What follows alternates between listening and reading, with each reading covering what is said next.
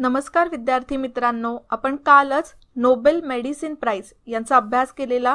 Nobel medicine price कोणाकोणाला देण्यात आलेलं तर त्यामध्ये सुद्धा तिघांची नाव होती. आजचं लेक्चर सुद्धा खूप इंटरेस्टिंग असणार आहे. आज म्हणजे 6 ऑक्टोबरला नोबेल फिजिक्स प्राइजची घोषणा करण्यात आलेली, ते जाहीर करण्यात आलेले या संस्थेकडून. आणि भौतिक शास्त्राचं नोबेल जे देण्यात आलेलं आहे, तिघा जणांना हे अवॉर्ड देण्यात आलेलं आहे. तर ते सुद्धा खूप इंटरेस्टिंग रिसर्चसाठी आहे, ते आपण लेक्चरमध्ये बघणारच आहोत. त्याचबरोबर नोबेल प्राइज बद्दल भरपूर असे इंटरेस्टिंग फॅक्ट्स आहेत जे आयोग परीक्षेला विचारू शकतो, ते माहिती करून घेणार आहोत. आणि प्लस तुम्ही यामध्ये एक क्युरिओसिटी म्हणून सुद्धा बघू शकता. भरपूर असे हे इंटरेस्टिंग फॅक्ट्स असणार आहेत जे माहिती करून घेणं तुमच्यासाठी खूप महत्त्वाचं असणार आहे. ओके, मग बघा, या लेक्चरची PDF तुम्हाला आपल्या विजन गव्हर्नमेंट जॉबच्या टेलिग्राम चॅनलवर मिळेल. तसंच तुम्ही याचं ऑडिओ लेक्चर सुद्धा डाउनलोड करू शकता. त्याचबरोबर आपलं विजन स्टडीचं ॲप प्ले स्टोअरवर आहे. तर तुम्हाला एकदम पूर्णपणे तयारी करायची आहे कॉम्पिटिटिव्ह एक्झामसाठी, तर नक्कीच तुम्ही हे ॲप डाउनलोड करू शकता.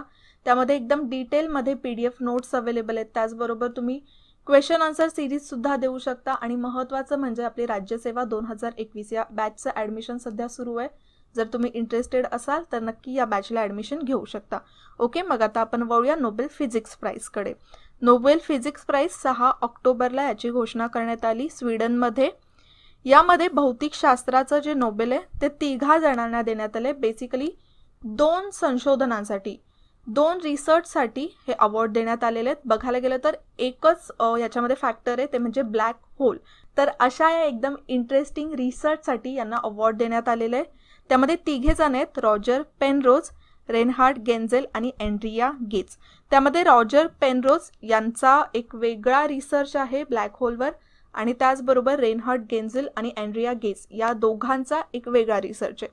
मग त्या तिघांनी मिळून काय रिसर्च केलेलं आहे, एक म्हणजे जे रॉजर पेनरोज आहे यांनी ब्लॅक होल फॉर्मेशनला, म्हणजे जे ब्लॅक होल तयार होतं आकाशामध्ये, अवकाशामध्ये. ब्लॅक होल बेसिकली काय आहे, तुम्हाला इथे इमेजमध्ये दिसत असेल, ही एक रोटेट होणारं हे ब्लॅक होल आहे. आता हे बाजूला रेड काय, तर जे वेगवेगळे वायू असतात ते ब्लॅक होलमध्ये जाण्याआधी आधी त्यांच्या ज्या काही सबस्टेन्सेस आहे त्यामुळे हा रेडिशपणा येतो.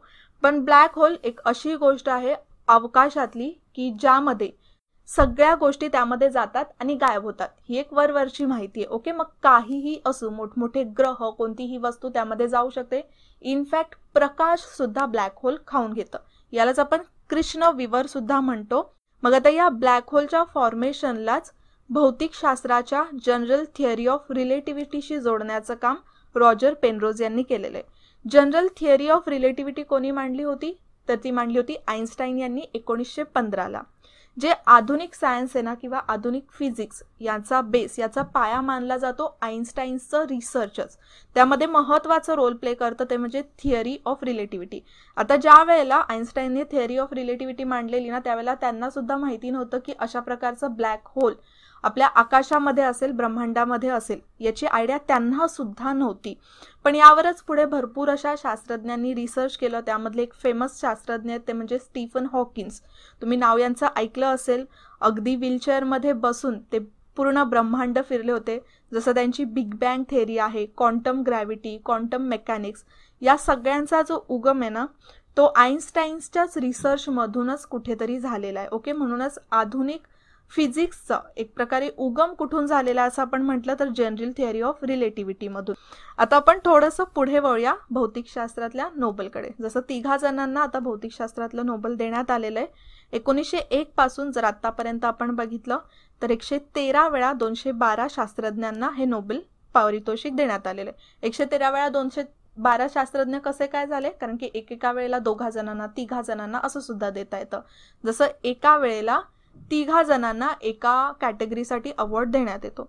ठीक आहे. आणि तसंच जे पहिलं पारितोषिक आहे ना, ते विल्यम रॉन्टेंजेन यांना, हे जर्मनीचे शास्त्रज्ञ होते, त्यांना एक्सरेचा शोध लावण्यासाठी हा अवॉर्ड देण्यात आलेला.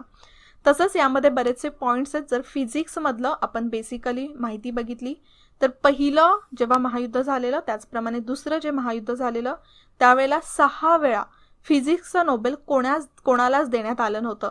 जर आपण टोटल बघितलं 1901 पासून, तर एकूण 49 वेळा कोणत्याच प्रकारचं नोबेल पारितोषिक देण्यात आलेलं नाहीये. आता हे एकाच वेळेला नाही, काही वर्षी फिजिक्सचं, काही वर्षी केमिस्ट्रीचं.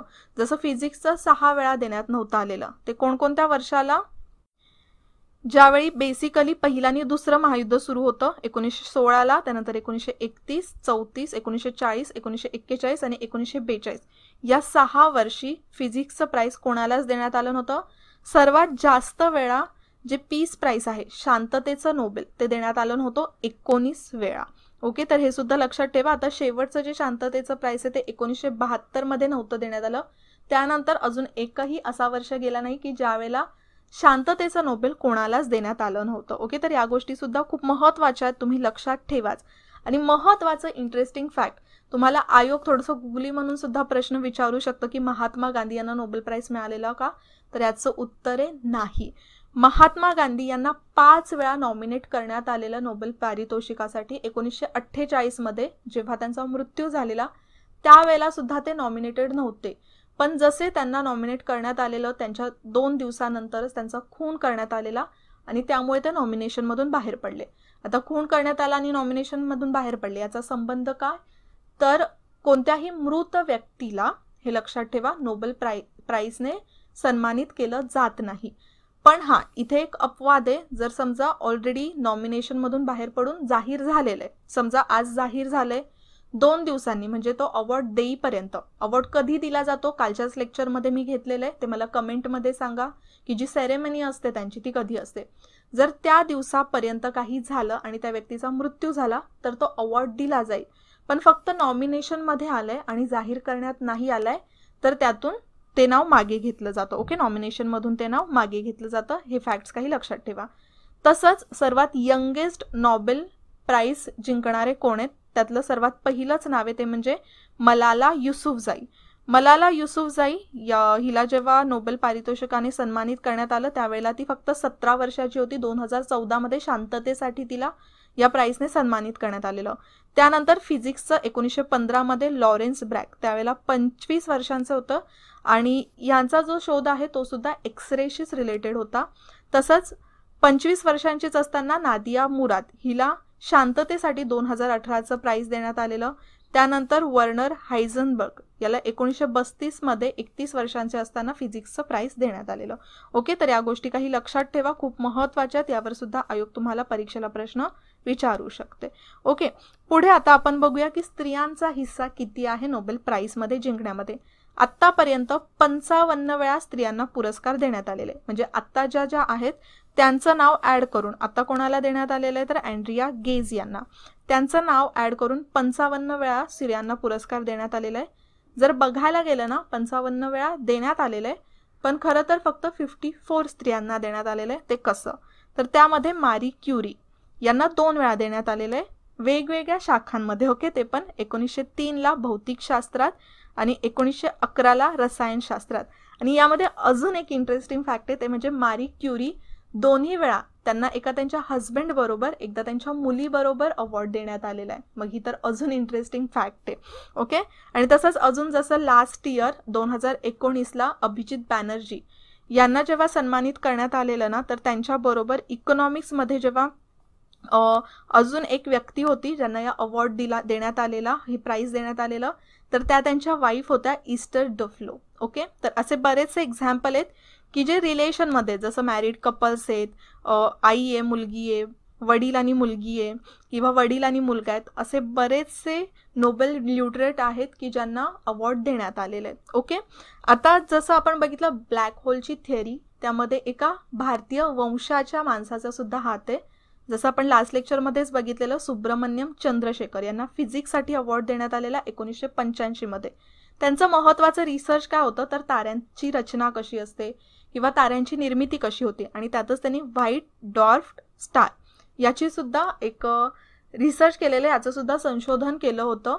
तर आता हे व्हाईट डॉर्फ स्टार काय, तर तेच त्यांनी सांगितलंय, एखादा जो तारा असतो त्याचं जेव्हा फ्युजन संपतं तेव्हा आधी त्याचं क्रिएशन व्हाईट डॉर्फ स्टारमध्ये होतं आणि व्हाईट डॉर्फ स्टारसाठी एक लिमिट ठेवण्यात आलेली आहे, ती म्हणजे चंद्रशेखर लिमिट. म्हणजेच बघा इथे एका भारतीय वंशाच्या माणसाचं नाव या लिमिटला देण्यात आलेलं आहे.